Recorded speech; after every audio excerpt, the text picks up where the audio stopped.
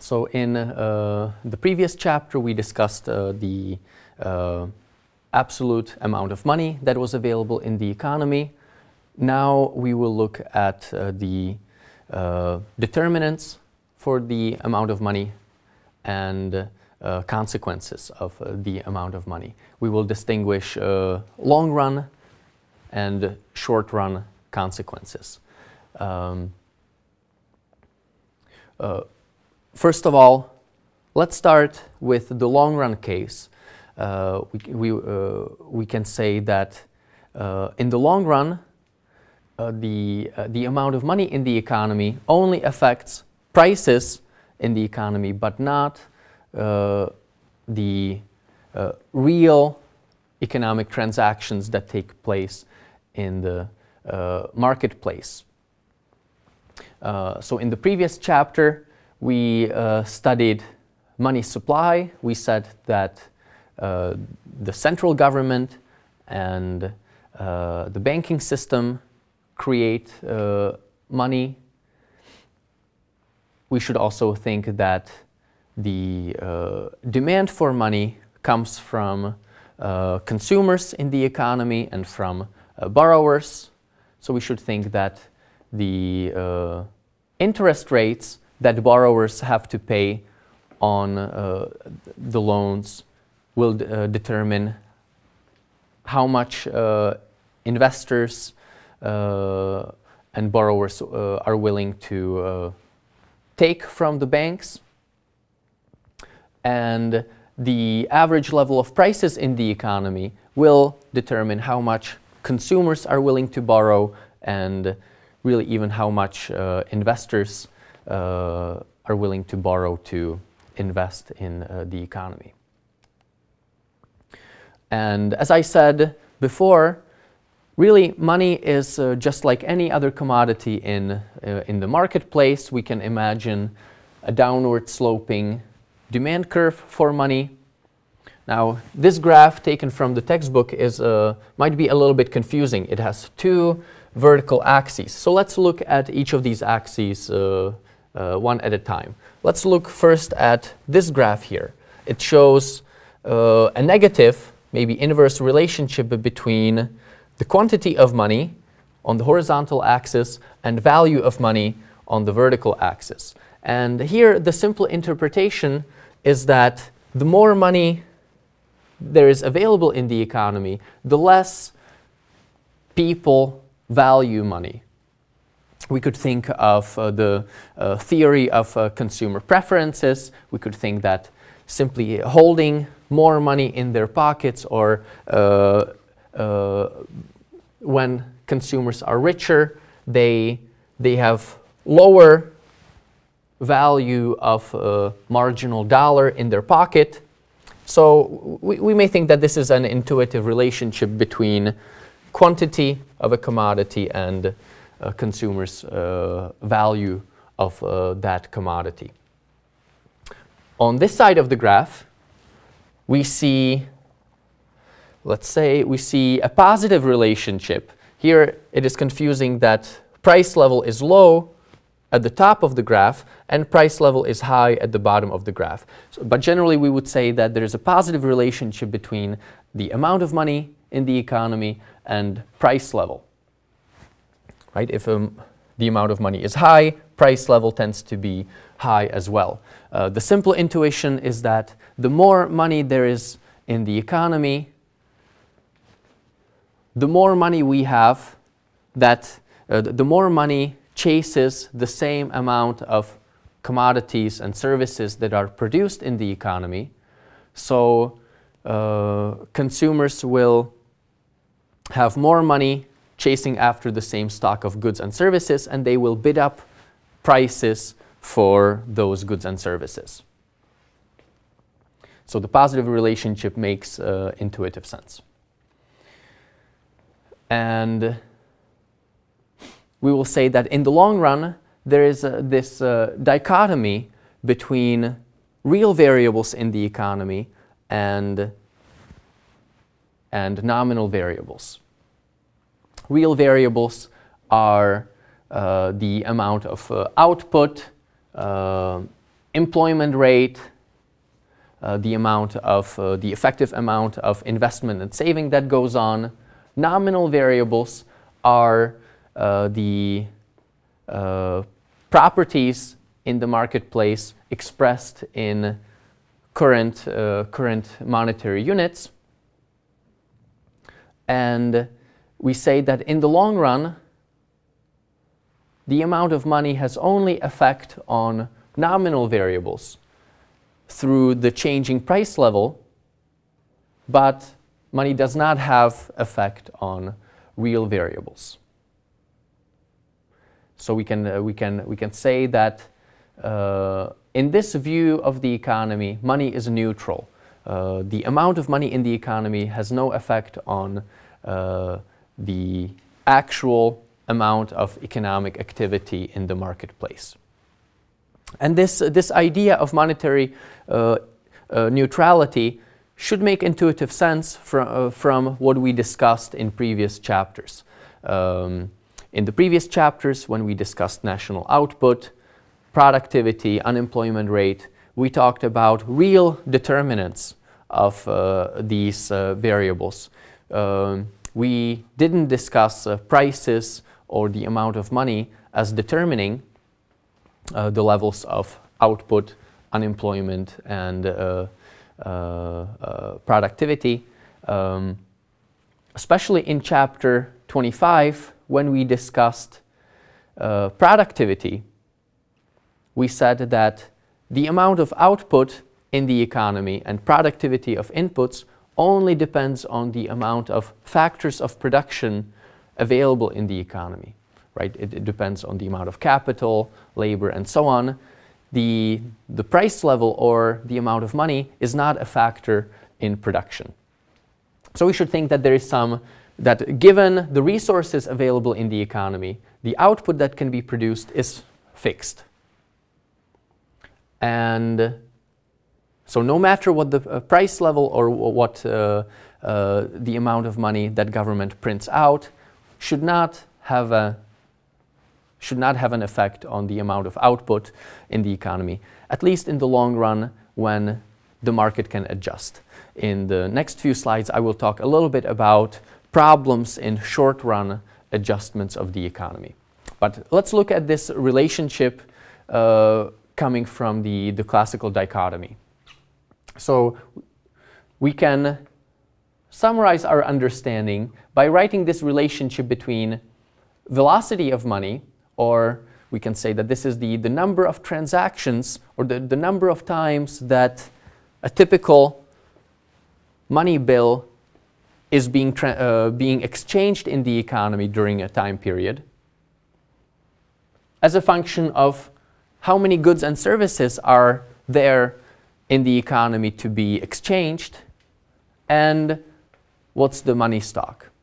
So we can say that if there is a certain amount of goods and services available in the economy at certain market values or market prices, but we have only this much money stock, in order for all of these goods and services to be transacted or sold in the marketplace, each typical dollar has to be exchanged V number of times. That's the simple interpretation of this equation. If we rewrite it a little bit, we can say that the amount of money times the number of times that it is exchanged in the economy should be equal to national output in nominal terms.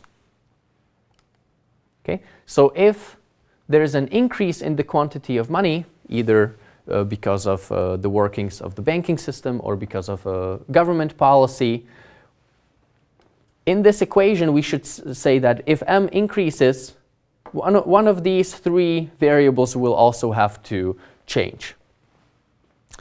Which one will that be? Well, I've said so far that the amount of output should be relatively constant in the economy. It is given by the real factors of production, not by monetary, not by prices or the amount of money available in the economy. So if the government suddenly increases the amount of money, that should not have an effect on output. How about velocity of money? Here, you should think that, well, if we have a constant amount of output in the economy, and if consumers and producers have relatively stable preferences or relatively stable habits, velocity of money should be relatively constant over time. You should think that consumers have a relatively stable pattern of spending. Consumers make similar amount of transactions roughly every year, so velocity is relatively constant. And as a result, if m in this expression increases, we would expect p, the price level in the economy, to be most easily changeable. So if the government increases the quantity of money in the economy, the first and greatest reaction that we should observe is the change in the price level. And that's the central finding in this chapter, that at least in the long run, when we can ignore some problems with adjustment, if everybody in the economy understands that the amount of money has increased, all consumers and producers will adjust their behavior, and the amount of real behavior, real variables in the economy will not change. And only price level will change in the long run. So basic conclusion should be that in the long run, money is neutral. Money has no effect on people's behavior. There is no inefficiency caused by an increase or decrease in money supply. But it turns out that at least in the short run, that is not the case. Increasing money supply and creating inflation can result in real inefficiencies or resources being wasted. We can talk at least about 6 reasons why inflation has causes real problems in the economy in the short run. 1, the shoe leather costs.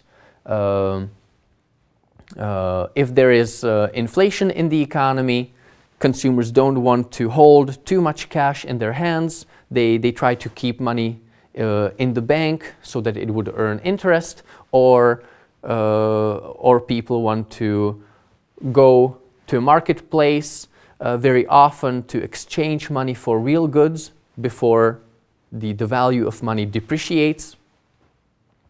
And in that way, we can think that inflation changes consumers' behavior and introduces some distortion. Menu costs. If prices in the economy keep changing, producers have to update their menus. They have to check prices with their competitors frequently, and this introduces real resource burdens on producers. Relative price variability. If there is some uncertainty about the amount of money and the inflation going on, prices of different goods can increase at different rates, which affects consumers' preferences between different commodities, producers' preferences between what exactly to produce, and this results in shuffling of resources in the economy. And it could happen that some resources are not being used in their best uses. So resources might not be applied to their most beneficial applications, and real inefficiency or distortion can happen. Tax distortions. In the real world, the government usually taxes nominal values. Government usually taxes nominal prices or nominal incomes or nominal capital gains or interest earnings, regardless how much inflation there was. And if there is high inflation in the economy and the government taxes a fixed amount of interest earnings, that could create a distortion because people would not be willing to invest in longer-term capital because investing money in longer-term capital means that the value of investment loses, depreciates more over time, and investors might be more willing to invest in shorter-term projects rather than longer-term projects. So again, there is some reshuffling between investment between longer-term projects and shorter-term projects, and this may not be completely efficient. So you could think that this is similar to relative price variability, because on the consumer side or on the producer side, decision makers are making a little bit different decisions because of the relative price differences between different options. Confusion and inconvenience. If decision makers don't know how much inflation there will be, they might hold on to too much cash or too little cash, and this might result in inefficient decision making by people in the economy. Also, if we think that there are some broader damages because of the unhappiness or confusion that people face, we could think that that's an additional source of inefficiency due to because of unknown inflation rate. And finally, inflation causes arbitrary redistribution of wealth. We can think that if we compare lenders and borrowers, we can think that borrowers benefit from inflation. They borrowed money when its value was high, and they have to repay relatively similar amount of money when the value of money is very low. On the other hand, lenders put the money in the bank when the money was very valuable, and after some period of time, receive the money which is relatively worthless, and they're becoming worse off. So if we value welfare, if we care about equity in the society, we might be worried about this source of this consequence of inflation as well. Let me run through these slides, but I have basically discussed them already. Finally, I forgot to mention that I've mentioned that inflation causes some confusion. If it is not certain what the inflation rate will be, it can be very difficult to compare money today, the value of money today, and the value of money in the future.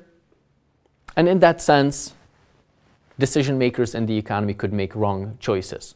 So I already said that even in the present, some commodities or ways of investing could become cheaper than others, and people in the economy could change their decision making, could change their purchases or investment decisions, even among the options today. Now, because it is unclear what the value of money is in the future, decision makers could also choose wrong option in their intertemporal choice. When people choose whether to consume today or consume in the future, or whether to invest today or invest tomorrow, it is important to know value of money or prices in the future, and if future price levels are unknown, people could be making wrong decisions. So this concludes our discussion of the quantity of money and the way that money is created and why money is demanded in the economy. We've discussed the consequences of the increase in money supply in the economy, and we distinguish the long run and short run consequences. In the next chapter that we cover, chapter 33, we will look at we will step back and look at the overall economy, and we will try to summarize everything we've learned so far. We will talk about the national output, employment level, prices, and we will continue this discussion of differences between short run and long run economic equilibrium in the marketplace.